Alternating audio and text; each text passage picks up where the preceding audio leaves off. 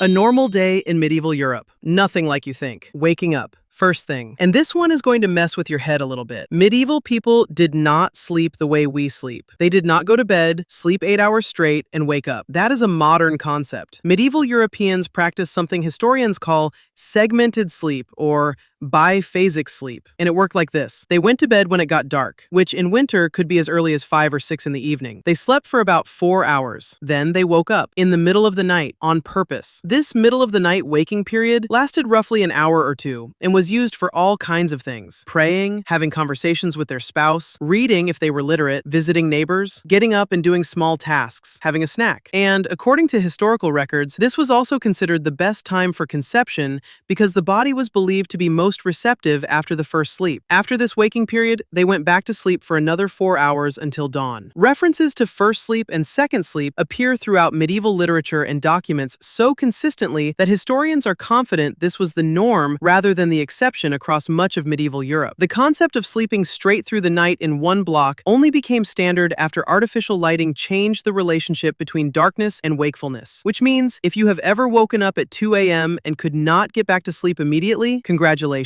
You are not broken. You are medieval. Breakfast. Medieval peasants started their day with breakfast, and breakfast was simple. Bread, maybe some pottage, a thick stew made of whatever vegetables were available, grains, and occasionally small amounts of meat or beans, and ale. The ale thing always gets a reaction, so let me explain it properly. Medieval ale was not what we think of as ale today. It was weak, very weak by modern standards. Low alcohol content, thick, more like a liquid bread than a drink. And the reason everyone drank it, men, women, children, monks, everyone, was not because medieval people were alcoholics who gave their kids beer for breakfast. It was because the water was not safe. Wells and water sources in densely populated medieval villages and towns were frequently contaminated. Ale, because it was brewed with boiling water and contained alcohol, was safer to drink. So ale was essentially the safe water substitute of the medieval world. Children drank a version called small ale, with even lower alcohol content. But yes, ale for breakfast was completely normal, and for very practical reasons. The diet of an ordinary medieval peasant was actually more varied than people assume. In season, there were vegetables, onions, leeks, peas, beans, cabbage, root vegetables. There was bread, usually coarser and darker than modern bread. There was cheese and eggs. There was fish on the many fasting days the church required, which we'll get to. Meat was less common for poor peasants, but not absent. The diet was heavy on carbohydrates, short on protein by modern standards, and almost entirely seasonal. You ate what was available near you at that time of year. The concept of getting strawberries in January was completely alien. You got strawberries in June, and that was it. Work.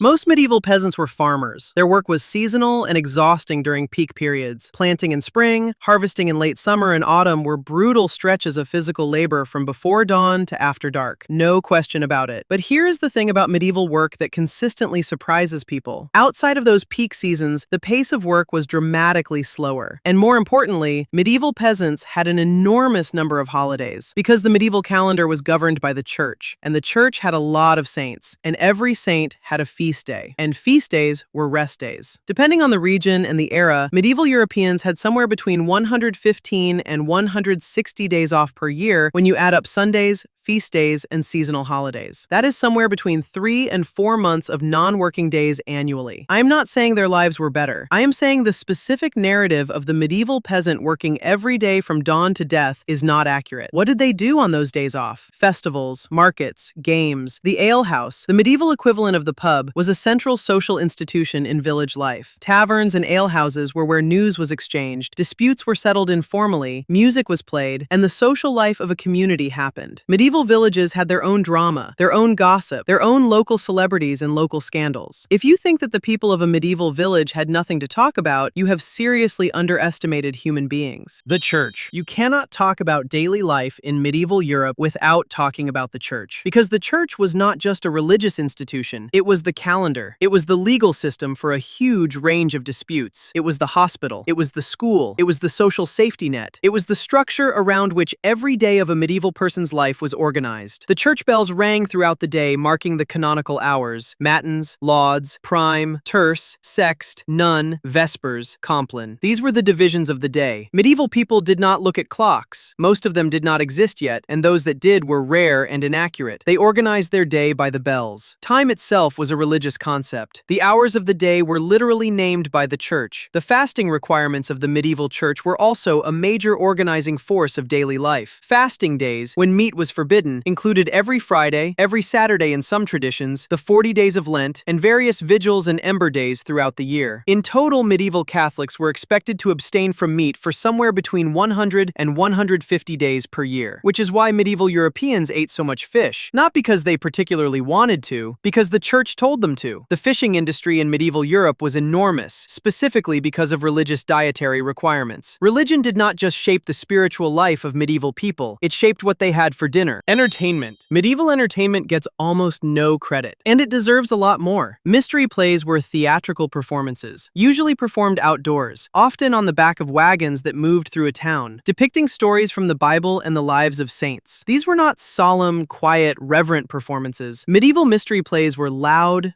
physical, comedic, and sometimes genuinely raunchy. The character of the devil in mystery plays was often played for laughs, a slapstick villain who got outwitted and humiliated while the audience cheered. There were also traveling performers, jugglers, acrobats, musicians, storytellers. Medieval fairs were enormous events that drew people from miles around, not just for trade, but for the spectacle, the performers, the games, the food, the people. The carnival season before Lent, the period we now call Mardi Gras, was a time of deliberate, structured social chaos. People wore masks and costumes and played games and ate and drank before the long restriction of Lent began. It was understood as a necessary release valve, and it was wildly popular. Sports existed too. Football, a chaotic village-wide game with almost no rules that occasionally resulted in genuine injuries and sometimes deaths. Archery was practiced widely, partly for military readiness and partly because it was genuinely fun. Wrestling, swimming, running races, horse racing. Medieval people were not sitting still. They were playing games,